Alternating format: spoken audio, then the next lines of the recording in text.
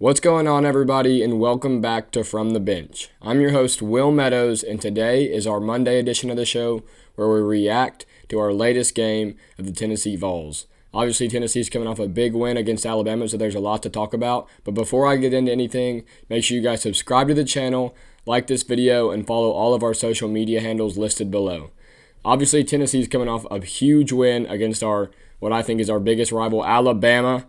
So props to that. They win the third Saturday in October for the second time in 3 years, and the program's at an all-time high. Not all-time high, obviously, because we've won a national championship before, but of a Will's lifetime high, because I've never seen it like this. We've beat Florida and Alabama this year, which has only happened once, I think, since I've been alive. I may need to be fat. It's once since I can remember, and I'm pretty sure that's right. Just unreal. The vibes were high last night. An incredible atmosphere, and let's just really get right into the game and some of the stats. Tennessee got the win 24-17 in 4 quarters of great football. Well, not great football. It was a great football game, a fun football game. Had me on the edge of my seat, but it was ugly football. Nico Iamaleava was 14 of 27 for 194 yards. He had a touchdown and an interception. Dylan Sampson had 26 rushes for 139 yards, 2 touchdowns and a fumble early in the game. Brew McCoy had 6 catches for 80 yards. Dante Thornton had 3 receptions for 70 yards. And Chris Brazell had 2 receptions for 27 yards in the game-winning touchdown catch. So before I get into the defensive stats, I just want to talk about the offense for a little. Obviously, the first half, again, for the third game in a row, was really ugly. I mean, you'll see people all over social media missing, overthrowing people. Like Squirrel White had a wide open touchdown that we missed, just going 3 and out, just ugly football. On our first drive, Dylan Sampson, who's been only good this year, fumbles it, messes it up. But obviously, it's hard to talk bad about this past Saturday, but the first half was not ugly on the offensive end. But in the second half, it got turned around. Nico's stats didn't light up the stat sheet, and neither did his play necessarily, because you got to play 2 halves. His first half was not good at all, but the second half, man, you got to think this is a growing moment for Nico. He grew up this game, in my opinion. He got hurt, was a little shaken up, most important game of his career, comes back, and he came back, and we were leading a drive, and he threw a really dumb interception. But at halftime, man, the coaches came back with a good game plan. Nico made all the throws we needed him to make. That rollout to Dante Thornton, huge gain, was a great throw. And the throw to Chris Brazell in the back of the end zone, man. A throw like that, that's where you get your money made, right there. So, again, I think this is a big growing moment for Nico. It's hard to complain about anything when you're 6-1 and you beat Florida and Alabama as a Tennessee fan. Dylan Sampson proves to be the best back in the SEC, and it's not very close.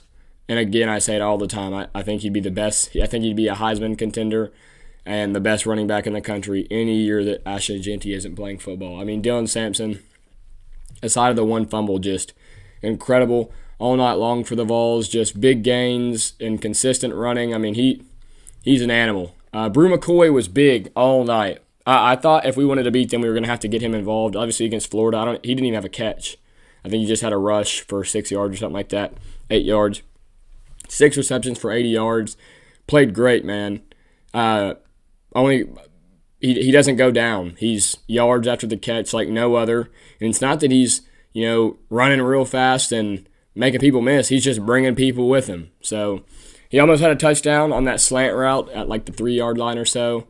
A rare Brew, I don't know if it was a drop. That's a hard catch. But usually his hands are like glue, man. It's like if the ball hits it, it's coming down with him. So great game by him. Dante Thornton, I've noticed he has a knee brace. He blends it in with his pants. Like his pants are rolled all the way up to his upper thigh, and then it's a big old knee brace. So I'm guessing his playing time is not as much as I think it should be because of his knee. But he makes the most, like he has all year. He's made the most of his snaps. Once again, 3 catches for 70 yards and had a huge catch down the sideline. An incredible throw, an incredible catch. Just a great play by the Vols. and he was consistent all night. And Chris Brazell, he had the ugly, I don't know if you'd call it a drop, because I don't know if he would have got his feet in either way, but the drop along the sideline, but then the next drive makes the game-winning catch. And it was a great ball by Nico. Again, like I said, in a great catch. He laid out for it. Great play by him. I thought the offense, if it looks how it did in the second half, if we can figure that out with this defense, because I tell you what, this defense, and I'll get more into them in a minute, it's the best defense in the country, and I don't think it's relatively close, because, oh my word, that defense is something serious. But hopefully, again, I hope this is a growing game for Nico. He looked great in the second half. He made throws when he needed to make throws. I thought the offensive line looked better. We gave up, I think, 3 sacks, but not just you couldn't point it out and be like, oh my God, the offensive line sucked today, like you have been able to in a couple games prior to this. So good on them. Not near as many penalties for the offensive line. Granted, you're playing at home, so you shouldn't. But again, against Florida, we had a lot of holding calls, especially when Nico got out of the pocket. None of that. A lot cleaner from the offensive line, from what I can remember. So good. And it was the best defensive line we had played all year, so props to them. Not to the defense. The 2 MVPs on the defense for me, with Will Brooks and Jermod McCoy, Will Brooks had 8 tackles. One of them was a tackle for a loss, and obviously he had the game-winning interception to seal the deal. Tennessee football posted something and called him Mr. in the game. But something that some people have realized, some people haven't, on their first or second drive for Alabama, he saved a touchdown. It was a 3rd and short, I think, 3rd and 1. It could have been 4th and 1, but I think it was 3rd and 1. And Miller lined up under center, and instead of it just being a QB sneak, like he took a step back and went to the left. Josh Allen does it a lot with the Bills. And all he had was green grass, and Will Brooks made a shoelace tackle. So Will Brooks, if you were at that game, and I'm sure watching it, obviously I didn't watch it on TV, I was there. His name was being called all night. So for the question marks around the secondary, and if Will Brooks should be playing as much as he should, all those questions are out the door. This secondary's proven now. It's like on Locked On Vols, my friend Eric was talking about it with, it was his crossover episode with Locked On Crimson Tide or Roll Tide or whatever it is, the host of the Alabama podcast, and everybody keeps saying, the secondary's not tested, the secondary's not tested. Obviously, you can't say that after Alabama, but at the halfway point of the year, you kind of know who you are. So, this defense, James Pierce had 3 tackles, and one of them was a sack. He had a sack and a half. And one of those sacks, man, I didn't know if he had jumped off sides, but he timed it up perfectly, and he got off the line like an Olympic sprinter. He was electric all night, and when we needed him to make plays and get pressure and get a sack, he was there all night. Joshua Josephs had a lot of pressure last night. He had pressure on the very last play, Joshua Josephs did. So the D-line, man, just unreal. We held, I talked a lot last week on containing the run. Obviously, Milroe's legs, he's the best running quarterback in the country. No matter how good he can throw it, especially after this past Saturday, he's the best running quarterback in the country. They have the 2-headed monster of Jam Miller and Justice Haynes, and we held them to 75 rushing yards on the night, which is just unreal, because we had something north of 180, I want to say, because Nico had 40 rushing yards. Deshaun Bishop had probably around 20. I don't know those exact stats. And then obviously Dylan Sampson had 140 in it by himself. So somewhere near 200, if not 200. And our defense was just all over the place on Saturday night. It's just hard. And you'd think maybe a little step back without Keenan Peely, arguably your best player, your leader, and they just picked up right where they left off. And the main one I want to talk about, Jermod McCoy had 8 tackles and obviously that one-handed interception. Jermod McCoy is the best defensive back in the SEC. And if you're my friend watching this show, you know I've said that for a long time. Jermod McCoy has been my wallpaper for 4 weeks, 5 weeks. I've been saying that he is like that. He's been one of my favorite players to watch. He is just so sound. He's athletic. His feel for the game of football is just ridiculous. and he put the country on notice this past Saturday against Alabama. Obviously, Ryan Williams still got his. I mean, when you're playing a receiver of that caliber, he's going to get his. But it wasn't on Jermon McCoy. I think he just had one catch against Jermon McCoy. One of them was in zone coverage. I guess he had two. I mean, one in man coverage, and it was that slant route, which was for, 8 yards. And then the one where Ryan Williams got blew up, I thought he was hurt. I think it was zone coverage, so I could be wrong. But Ryan Williams went up to go get one, and Jermon McCoy laid him out. Back in and neck out. I thought it was whiplash or something. But Jermon McCoy put the country on notice. He is like an island when you're being guarded by him. And he had got hurt this past Saturday. I don't know what it is as of yet, but I noticed because, I look for him when he's out there, and he wasn't playing in the fourth quarter. I don't know if the coaching staff has said anything about it. I haven't seen anything about it, but I don't know what it is. Hopefully it's nothing too serious. But, good Lord, he is just he's different. And so is this whole defense. The fact that the field positioning Alabama had in the first half and the amount of chances we were giving them because of how bad our offense was doing, and we still walked away with that low score on Alabama's end. You can't do – and it's just, it really stems from how deep the defensive line is. Obviously, this Jermon McCoy and Will Brooks, they both played good. Jacoby Thomas had a big tackle for loss. Andre Turrentine didn't play bad. Ricky Gibson didn't play bad. But it all stems from those defensive linemen being able to come in and out and in and out. When James Pierce doesn't have to play first and second down, and he can come in on third down basically all rejuvenated and ready to go, and Alabama is huffing, those big boys are huffing and puffing. That's what it is. Jackson Moy has been big these last 3 games. He's got a lot more playing time in the last few games, and he's made the most of it. Obviously, Jason Jenkins had his coming out party against Oklahoma. Omar Norman-Lott has been big all year for us. He didn't necessarily light up the stat sheet this past week, but, it's so much with the defensive line. It doesn't have to be on the stat sheet. If you're getting after the quarterback and you're causing pressure and making the QB hurry, that's – and Bryson Easton was good. Joshua Josephs was good. Dominic Bailey had a sack. The defensive line, it's something serious. It's the best in the country, in my opinion. Obviously, Georgia is coming off of a 7-sack game against Texas, so obviously they're up there. But I think it's 1A, 1B with Georgia and Tennessee.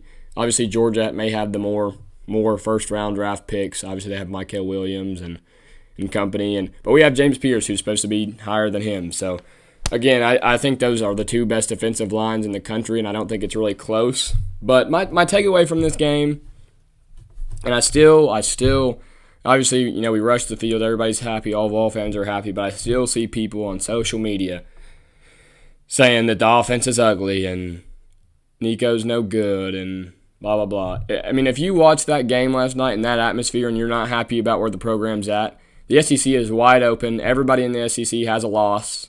I don't know what much more you can ask for. And all the question marks around Nico, again, like I keep saying, I hope it was a growing game, but he's a redshirt freshman, so it's his first year of starting, and he's beat Florida and he's beat Alabama. I saw some stat, in the past blank years, we were 1-32 against Florida, and Josh Heupel's last 3 seasons were 4-2 against Florida and Alabama. So Nico beats them both in his first year. Obviously, our biggest test ahead is Georgia. We're coming through the bye week, but can't look ahead to Georgia because obviously there's Kentucky, who we've got next game. It's not next week because of the bye week, but Kentucky's next. It should be a night game, I'd assume. It'll be a blackout. It's near Halloween. That's how it always is, or it's been the last 2 times with Kentucky. Well, I guess one time because we've only got to black it out once against them. But it should be a night game. It's usually a night game against Kentucky. But I hope, that the program's on the right path. I don't think – I think we should beat Kentucky. But, with how the SEC is, you don't know who you should beat because everybody's good. But I just don't see that Kentucky offense, who is very lackluster, putting up enough points on our defense. They got beat by Florida 48-20 Saturday. It's just I don't see them being able to hang with us. But, you got Mississippi State, who's 1-5, but it looks like they found their quarterback in that young Van Buren. He's looking a little better. They took Georgia. It was a 10-point game with them last week, and then they hung with Texas A&M this past week. But, Mississippi State, it's an SEC game. Obviously, UTEP is a gimme. But then, you got Georgia and Vanderbilt, and usually you're like, oh, it's Vanderbilt. Just check them off, and no. They're a good football team. Vanderbilt's got Texas this week, so it'll be interesting to see how that goes. I think it's at Vanderbilt. Vanderbilt just, that loud environment, which is not there, just keeps getting these big games. Obviously, they had Alabama and they won, and now they get Texas at home. So it'll be interesting to see how that goes. I just think coming off of last night, you can't think anything but good. Again, I keep seeing people complain about the offense, but I don't know how you complain after what you just saw, just especially in the second half, just 24 points in the second half. I get the first half was ugly, but your quarterback made plays when he needed him to. Your best player on offense, Dylan Sampson, just took over. If you're complaining, you're not. You need to go find another team to cheer for. But with all that being said, I will see you guys tomorrow. Obviously, again, let me know in the comments if you were at the game, what your experience was with it. I rushed the field with my buddy Bryce. We had a blast. Took home some memorabilia. Oh my goodness, I might have butchered that word incredibly bad. But I may have said it right. I don't know. We got a bunch of pictures. A picture of me and my buddy Bryce got posted with Omar Norman Lott on some UT photographer's Instagram, so that was cool. It's a really good picture. Might have it framed somewhere out here through the next few days. I'm going to try and get it framed. But again, like I said, comment how you feel about this past weekend, what your experience was with the game, if you were there, if you rushed the field, blah, blah, blah. Make sure you guys are subscribed to the channel. Make sure you guys like this video and follow all of the socials listed below. And thank you guys for watching. Go Vols.